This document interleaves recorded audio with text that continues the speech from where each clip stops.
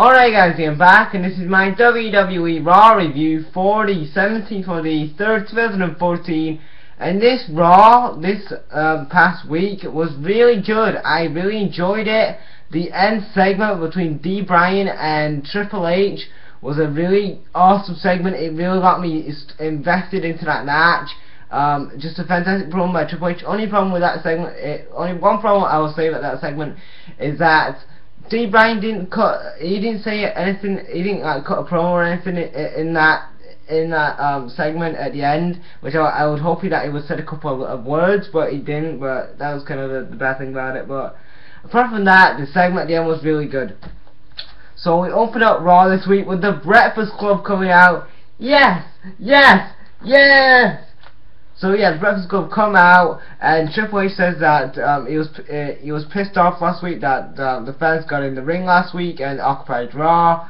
Then Batista comes out. He's pissed off that that there could be a triple threat match at WrestleMania between him, Orton, and Bryan. He said that it won't be a triple threat. He said that Triple H says he's going to beat Bryan. Then Orton comes out. Orton says that he should cancel the triple threat and make it one-on-one. Then Triple H says that if he defeats Bryan, he's going to add himself into the triple threat match at WrestleMania. Then after that, Triple H goes on. Then Triple H says that tonight's going to be Orton versus Bryan in a no DQ match. Then after that, Orton RKO's Batista. So then, Orton RKO's Batista. So yeah, I thought that was a real good segment. And all the people say that Triple H. For all the people who say that Triple H is going to be in this match between Batista, Orton, and between Orton and Batista, I don't see it happening because WWE won't put 3 heels in a match at WrestleMania. In my opinion, I don't see them doing that. I see it's going to be Bryan in that main event at WrestleMania with Orton and Batista, because I don't see Triple H, Batista, and Orton being in that match, because the fans are going to shit over that match, because we don't want to see. We're not going to see 3 heels in that match at WrestleMania. It won't make sense. Like, who would you cheer for? You're not going to cheer for Triple H as a heel. You're not going to cheer for Big Dave. He's a heel as well, and Orton as well. He's a heel. So you won't have a heel triple threat match at WrestleMania. It's also going to be Bryan's going to beat Triple H at WrestleMania, and also he's going to be added to the triple threat match. So yeah.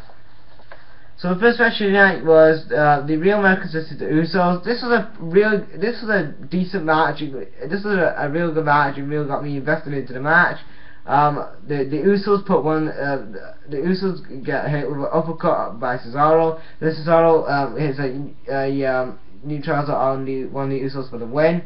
So yeah, it also gonna have a New Age Outlaws versus. It also gonna have a Real Americans versus Uso feud now, because apparently Road Dogg got injured, so it kind of looks like the Usos and New Age Outlaws feud isn't going to continue to WrestleMania, which kind of sucks for them, because I thought the Usos and the New Age Outlaws were having a good feud these last few months, and it kind of sucks that that feud's going to end, and we're going to now have a New Age it kind of looks like now we're going to have a Usos and Real Americans feud, which I think you know, they can have a good feud. Hopefully that this continues going into Extreme Rules and whenever the next pay-per-view is. So yeah, I thought it was a good match. Then we get a segment. Kane tells the Shield that they got a. Kane says that things got out of hand on Friday. He says that Kane says that he needs the Shield's help tonight. Second match tonight is Sheamus versus Titus. This was a goofy match. Sheamus throws Hornswoggle into Titus.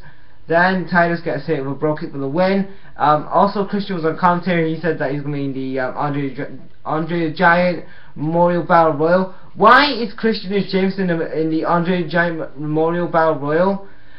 Because I thought these 2 guys should have a match at WrestleMania, because these 2 guys have had a really good built-up feud on SmackDown these last few months. I've been really this past month, I've been really enjoying the feud between Christian and Sheamus, and now you just throw them in the Battle Royal. Why, WWE? I don't really get that. That was total stupid in my opinion. But like I said, again, it kind of looks like Tyson O'Neil's getting buried again, which kind of sucks for him. It kind of looks like his push is over, but whatever. Then we get a promo from Cena. Then we get a promo. Cena says that he's been in WWE for 11 years. He says that he's afraid of Bray Wyatt. He says he's going to turn evil. Then Bray comes on the screen and he says that Cena wants the fans to buy his merchandise. He says he goes home to his plastic girlfriend. He says that he goes back to his castle and uses the fans and whatever.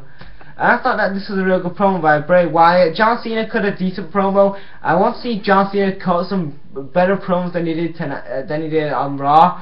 Because all he said is, oh, I've been here 12 years, you know. Say something different. You know, we know Cena can cut some good promos, man. I don't know why he cannot just, you know, sometimes cut some good promos. Look back at that promo he cut on Randy Orton a couple months ago. If you look back at that promo to this promo, this was kind of disappointing for me, from a Cena promo. The third match tonight was another DQ match. It was Bryan vs Randy Orton. Fantastic match, like I said. Anytime these two guys face off, Bryan or Randy Orton, you're gonna have a good match anyway. And I thought these two guys tore the house down tonight. Randy Orton and Bryan brawl with kendo sticks and chairs on the outside. Then Bryan kicks Orton in the head. Then Orton does his comeback. Then Batista comes out of nowhere, spears Orton, and then Orton gets back up, and then Bryan hits Orton with the high knee, and then Bryan gets win. I thought this was a real good match.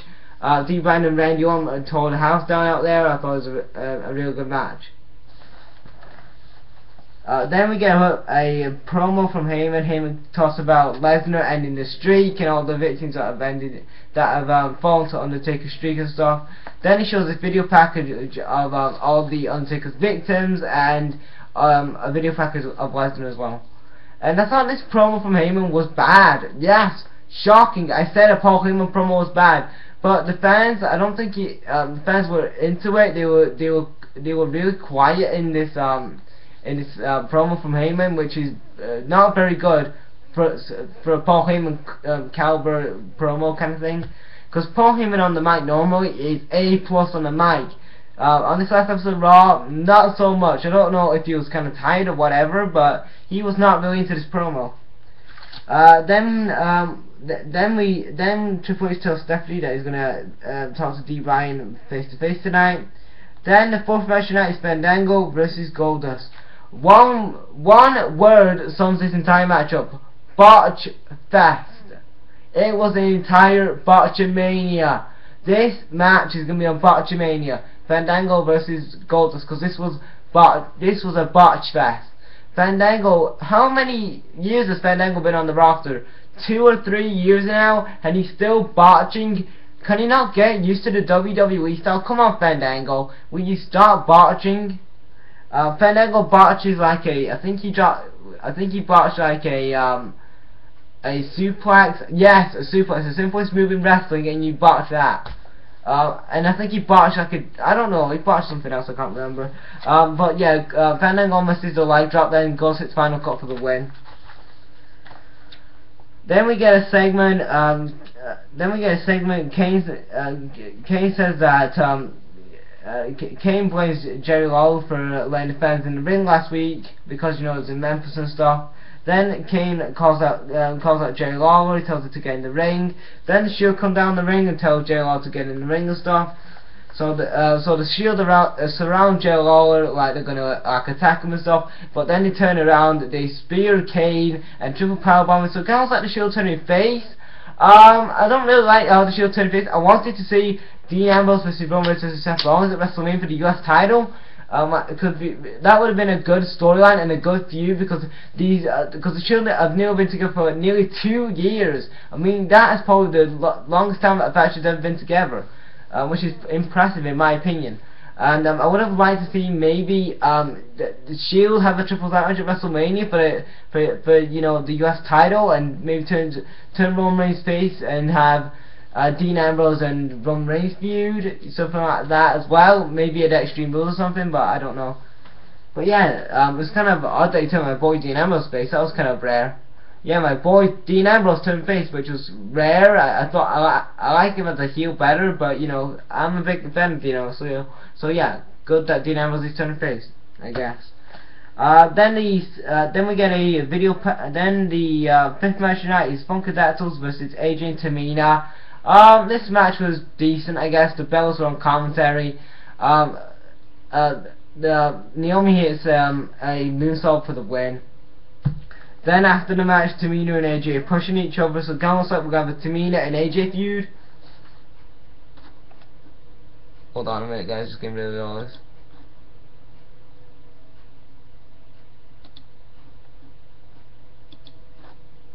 Oh yeah, okay. Just something pops up on the screen there. So yeah, it comes up there with Tamina and AJ feud.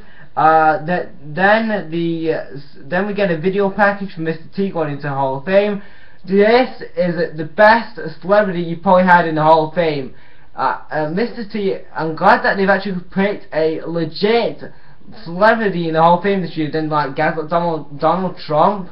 I mean, who cares about Donald Trump? But this year, you've gone with Mr. T, the guy who put WrestleMania on the map with Vince and Hulk Hogan. This was the guy who brought the entertainment into WWE. Was Mr. T. Mr. T brought the entertainment into WWE. So yeah, I'm glad that Mr. T's in the Hall of Fame. It's about time that he's actually in there.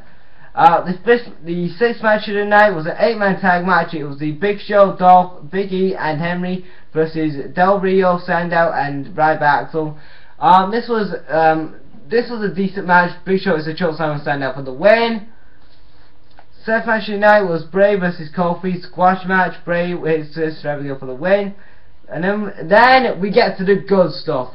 The face-off between Bryan and Triple H. Triple H comes out and he says that Triple H says that Bryan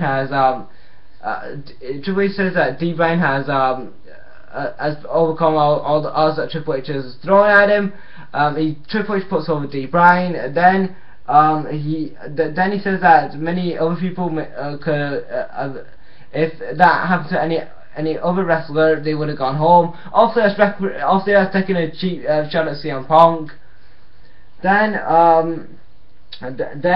Stephanie comes out. She calls down the cops. The cops come down and they arrest Bryan.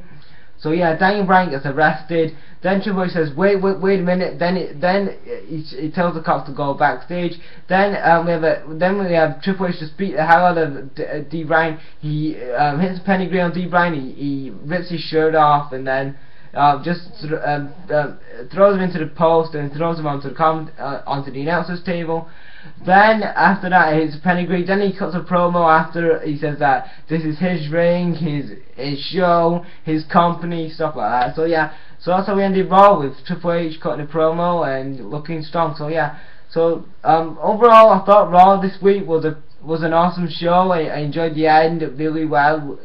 The end segment was really well done. The Bray and Cena promo was really good. I enjoyed that. The beginning segment of Raw was good as well. The Bryan versus Orton match was good as well. I enjoyed that. The Goldust and Fandango match was a botch fest.